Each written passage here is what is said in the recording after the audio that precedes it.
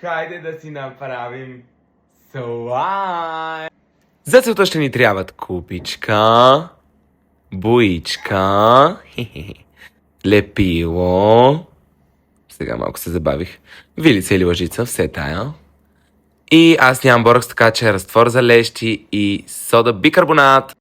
Първото нещо, което правим е да вземем лепилото и да го сложим тук. Лепилото е на лице, гайс! Сега добавяме и боята, която ни е синя. Няколко капчици, ето така.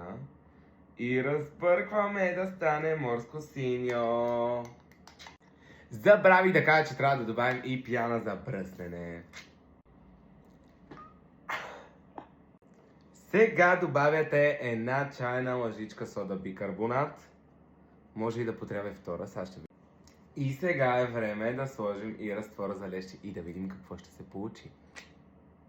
Тук ви показвам малко в бекстейдж кадри. Хора, получава се, но трябва още малко да побъркам. Имам лоша новина. Стана брутално, хора!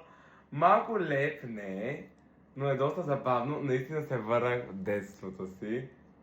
Хора, брутално, аз бих добрал.